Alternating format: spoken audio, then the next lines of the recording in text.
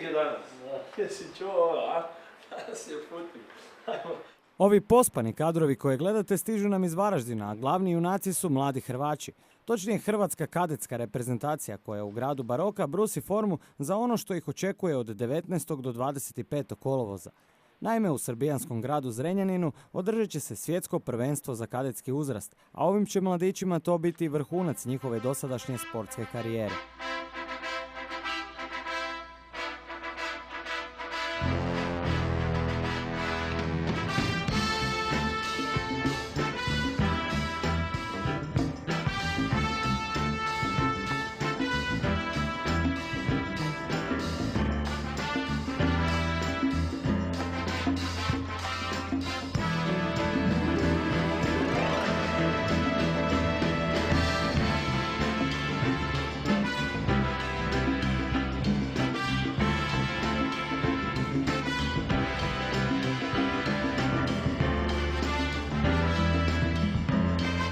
Dečki predano treniraju pod budnim okom Dinka Kremića, odnedavno novog trenera nacionalne selekcije za kadetski uzrast.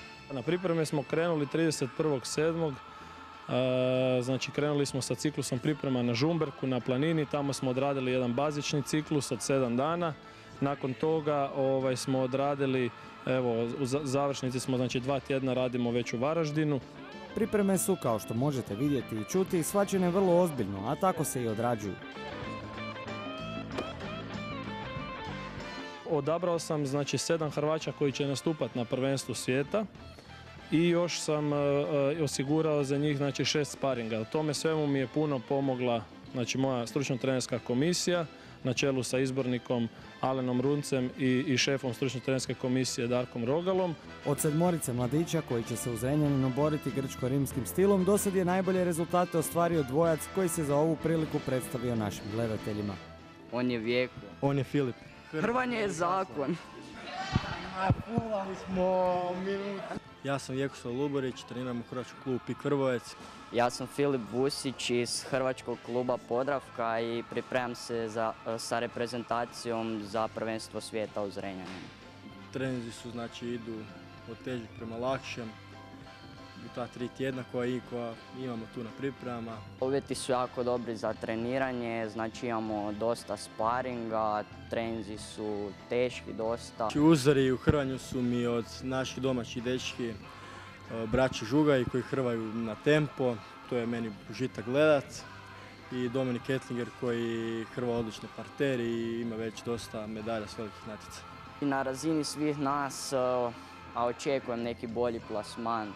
Nije bitno ko, samo da je što bolji plasman u prvih 5, a osobno očekujem, ne znam, pobjedu 2, bilo bi super. Krenuo sam taj sport dosta rano i privuklo me, ne znam, ekipa, pripreme, sport kao sport, zanimljiv je, ne znam, svi trče za loptom nekako, meni je bilo draže, zanimljivije pa se odlučio za hrvanje.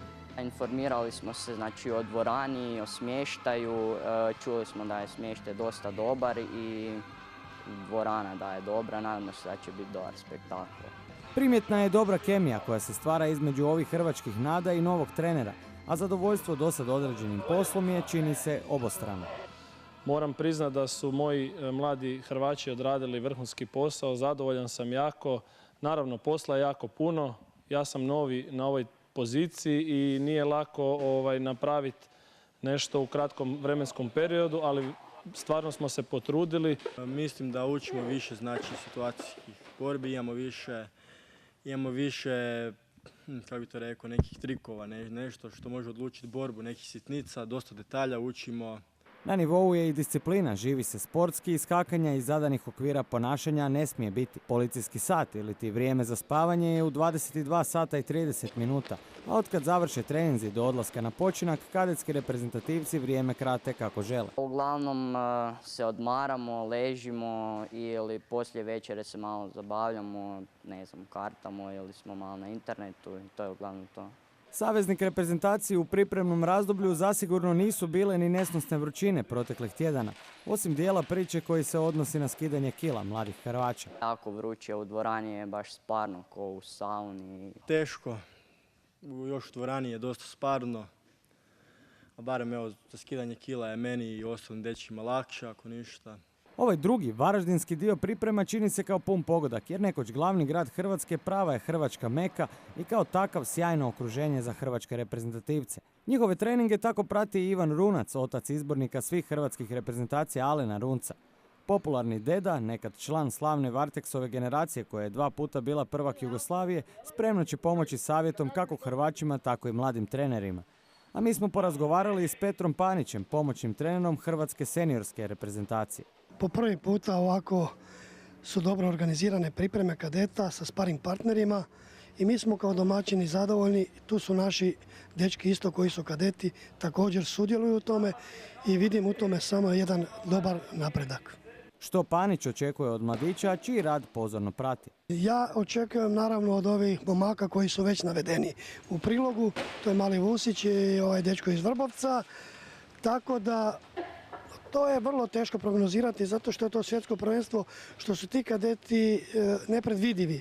Dakle, dosta velika konkurencija svjetska. Nama bi bilo sigurno zadovoljstvo da bar jedna medalja bude ma kakvog bilog sjaja, ona će biti zlatna.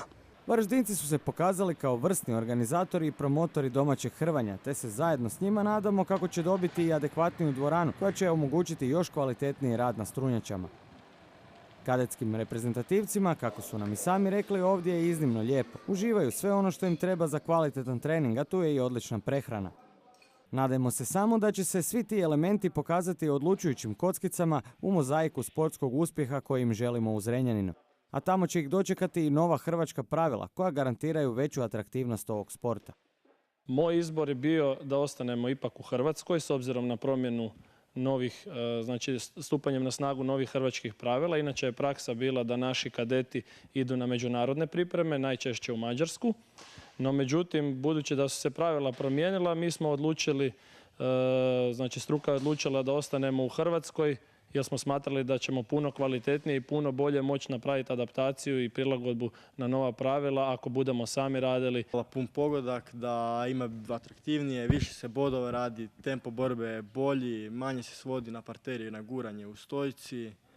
Ne znam, mislim da bi to moglo pridonijeti da hrvanje se malo popularizira u svijetu i u Hrvatskoj. Dok otkucavaju posljednji sati varaždinskog dijela priprema za svjetsku smotru, opraštamo se od Hrvaća. Želimo im sretan put i puno sportske sreće u Zrenjaninu. Puno je znoja proliveno, a mi smo sigurni kako se svaki trud itekako isplati. Mi smo hrvatska kadetska reprezentacija, hrvanje je zakon!